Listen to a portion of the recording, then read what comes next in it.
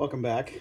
It's been a while since I've done a separate video. I guess it was the G.I. Joe box set. For anyone that pays attention to how the donuts are made, so to speak, the comic industry has had a little upheaval in the past couple weeks. It's about 2 weeks. On January 14th, Diamond Comic Distributors declared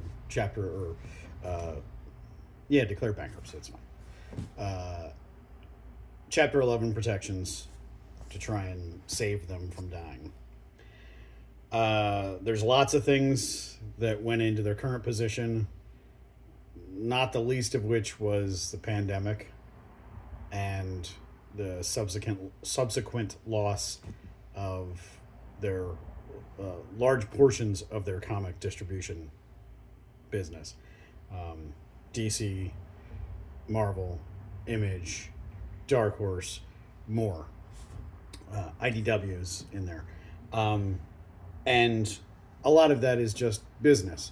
DC's was possibly questionable in the middle of a pandemic shutdown, but that's not what we're talking about right now. But it's been hard for Diamond for 5 years. And sometimes businesses don't survive. The unfortunate thing is that Diamond has roots, very long roots in this industry. When I started working in shops 30 years ago, 35-ish years ago, we ordered from Diamond Comic Distributors. And very soon after that, Diamond was effectively a monopoly for American comic book distribution. They also have other companies. They have Alliance, which is a game distribution company. They have Diamond UK, which distributes outside of the US. A couple other things. And we just sort of felt that Diamond was the industry and the industry was Diamond. Now, granted, we're talking about a middleman, we're talking about distribution, but we've had what's called direct distribution for 40 years, somewhere in that range, a little over 40 years maybe. It wasn't always just Diamond, and Diamond didn't exist at the beginning of direct distribution. Direct market or direct distribution is specific about comic shops. What was sold on a newsstand is a separate entity and separate distribution system.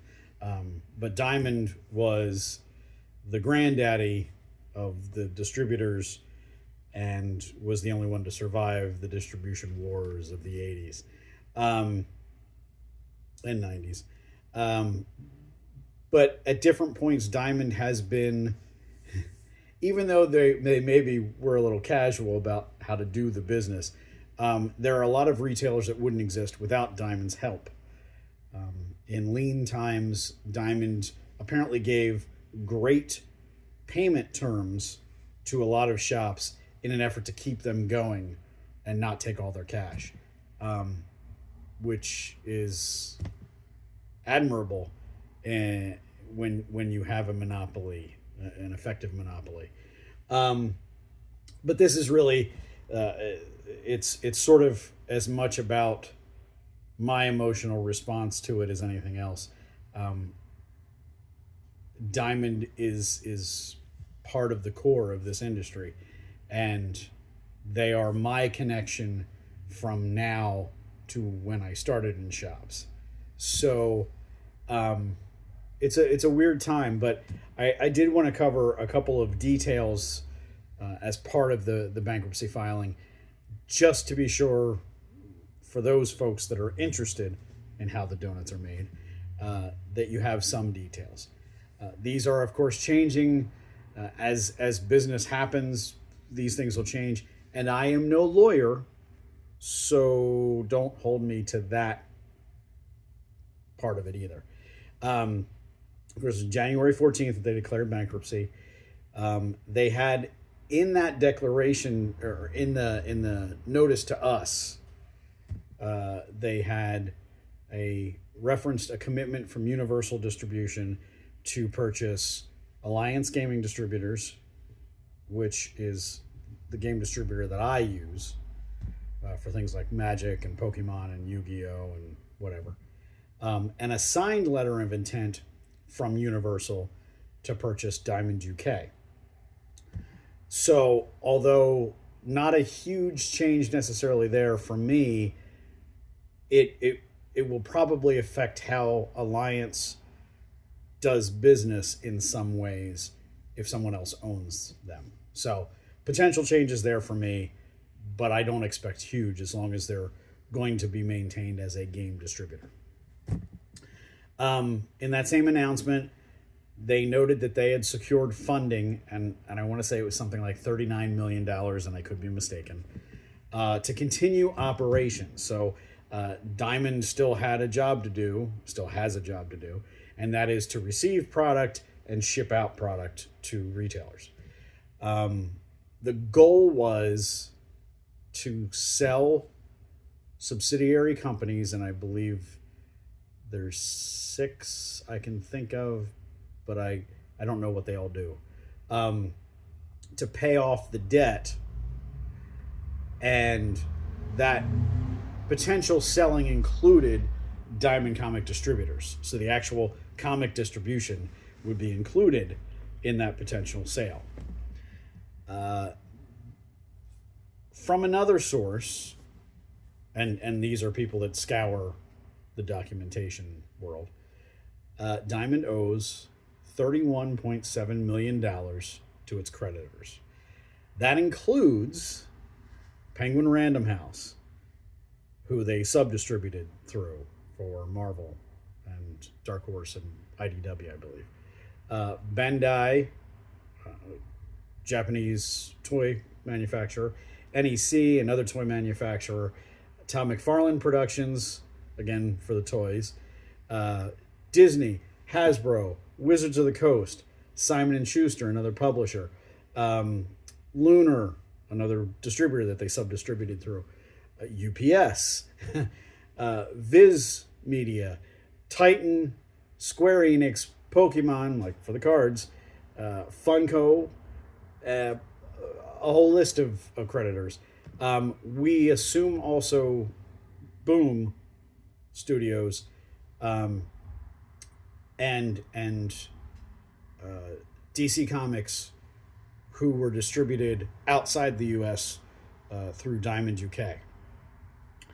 Boom is a unique situation, so we'll get back to Boom in a second. Almost immediately after the bankruptcy announcement, we received notification from Lunar Distribution that all image orders had to go through Lunar immediately. Anything that had passed through any shipping, any product that had passed through the final order cutoff the week before was still going to be distributed by Diamond. They couldn't change the process after the printer has the files and would potentially be shipping product to a distributor. But so Tuesday was the announcement. Monday, the day before, was final order cutoff for that week, which is totally normal. The Lunar announcement made it clear that the final order cutoff that had just been done needed to be redone, if you did it through Diamond, through Lunar. And it had to be done by the end of the week. And from that point, they were going to ship all image product through Lunar, not through Diamond. The very next day, Diamond says, whoa. We don't know anything about this. We got to talk about this. We got to figure this out. And it became a couple of days of Lunar saying stuff in Image's name and Diamond saying, no. You can still order through us. But the end result was that no, Image was not going to ship product to Diamond. And retailers who had continued to order Image product through Diamond had to replace orders that had already been placed and place new orders all through Lunar, or they would not receive that product. Sorry about the bouncy. My table is a little unsteady. So that was an exciting couple of days, and made it very clear that it was going to be bad. We just knew that was all the indication we needed. While that was happening, so Lunar bases this is the way it impacts us. Lunar bases our wholesale pricing on the previous year's orders. So my numbers for image product for 2024, because I ordered through Lunar, determines what discount tier I have for 2025 product. And as it turns out, this is now the second full calendar year. 2025 is the second full calendar year with Lunar for image. I did really well, and I went up a tier, which I never expect because I'm a little guy. I'm just a little guy. Almost immediately during this back and forth, the first couple of days of the bankruptcy, Lunar says, "Hey guys, we're going to change the discount structure for images for 2026, but it's based on 2025 numbers." And basically, I think the tier that I'm in for 2025, I would have to spend 4 times, and this is based on other people's mental math and complaining. I would have to spend 4 times as much as I did in 2024 to maintain my 2025 discount tier for 2026. So I'm pretty sure I'm not going to maintain that discount tier, and that's fine. It's business. It's what it is. I will not stop carrying image because my discount level goes down. I may complain next year. We'll see.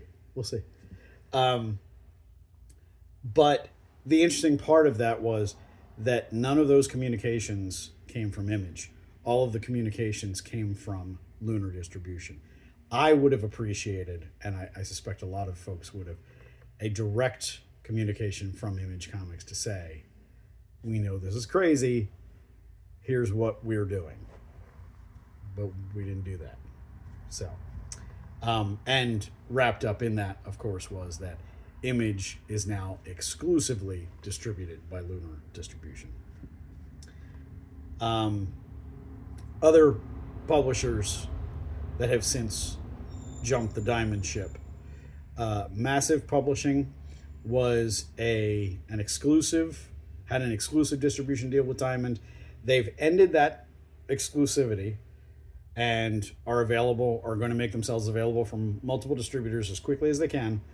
And they're going to stop soliciting product through Diamond until Diamond starts paying them for product they've already received. Boom Studios, I said I'd come back to Boom. Boom Studios at the end of the year was purchased by Penguin Random House, one of the largest publishers in the world, also one of the big comic book publishers in the US. The plan was that with June shipping product, Penguin would take over distribution. So when we got through, when we placed orders in April for June shipping product for comics, books it's a month earlier, doesn't matter. When we placed orders for product, Boom Studios product shipping in June, they were going to be ordered from and coming from Penguin Random House. Within a couple of days of the bankruptcy announcement, Boom says, "Hey, we've decided to push that up." Again, Diamond owes Penguin money. Diamond presumably owes Boom money. We're going to push up shifting distribution to Penguin to April shipping product. So my very next order that I place in 3 weeks or something like that for Boom product will now be going through Penguin Random House. So clearly no patience there. Silver Sprocket, San Francisco, I believe.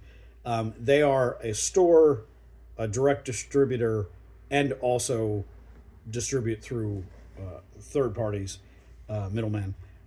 They're not sending product to DC anymore. I have multiple ways to get that product. I don't order much from Silver Sprocket, but I have had them. I have had their product in the store. Vault is not soliciting through DC or through Diamond Comics until they get paid. They also have multiple distribution possibilities, and I could order direct from them if I wanted to. Someone else that scours the internet for documentation found in a federally mandated notification to the Maryland Department of Labor, which is where Diamond Comic Distributors headquarters is located. As a result of the bankruptcy, and again, this is all legal stuff, and certain things have to be done or have to be stated. As part of that notification, it was noted that this may include on April 1st, so we don't have a whole lot of operational time without some big changes. Possible closure of the headquarters, including laying off 168 employees. Apparently, there was no mention of the main warehouse in Mississippi, which is where everything is received and shipped from. But if headquarters shuts down, there's nothing happening. And our assumption is that over the course of February, we're probably going to see fewer and fewer publishers distributing through Diamond. It's business is hard. Sometimes the business part of doing business gets in the way of doing business. But I have to get comfortable with the idea that Diamond Comic Distributors probably won't exist. I'm going to say by summer, but I feel like it's going to happen faster than that. A million years ago, I applied for a job at Diamond. I was working in a shop at the time, and I hustled my butt down to Timonium, Maryland. That's not where the headquarters is located currently. I don't think. I think they moved in between. But this is, again, we're talking 25 years ago. And I applied for one of their customer service jobs. And, the idea was I had worked in shops for 10 years. I knew lots of stuff. And I thought maybe that was a way forward. Get me out of retail, whatever. As it turns out, the commute would have been just insane every day because we had no intentions of moving. But the conversation was, we'd love to hire you, but are you sure about the commute? And in the middle of the interview, I went, that was a long ride down here. I don't know if I can do this. But that's the connection. That's part of the connection that I've got to Diamond. And they've made some challenges over the years. They should be great at comic distribution by this point, but they didn't need to be because they were the only show for so long. And then a pandemic hit and stuff happens and they couldn't recover, and I don't think they will. And it's going to be weird without them as part of this. But that's business. And it sucks, but I need to buy Image Comics. I needed to buy DC Comics. I need to buy Marvel Comics and Dark Horse and IDW. and whoever else ends up exclusively distributing through not Diamond. Um, you know, I assume Alliance will get sold. I will look at the new company and, you know, new discount structures and all of that and decide if I'm staying there. I have other game distributors that I interact with. But, you know, I don't enjoy those sorts of changes, but, you know, sometimes you have to suck it up and just do it.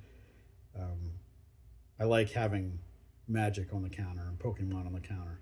I like having D&D in the case, even though Hasbro has, you know, made some poor decisions over the past couple of years.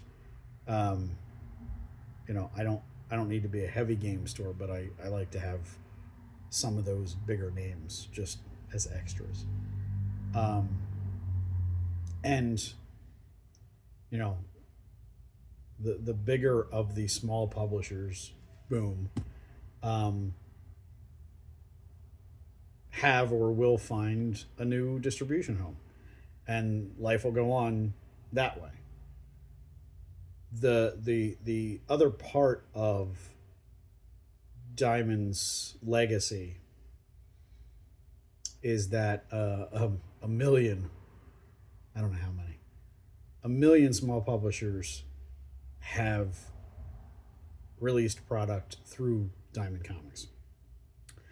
And some of those folks will not, some of those current folks will not find new homes at the other distributors, the big distributors.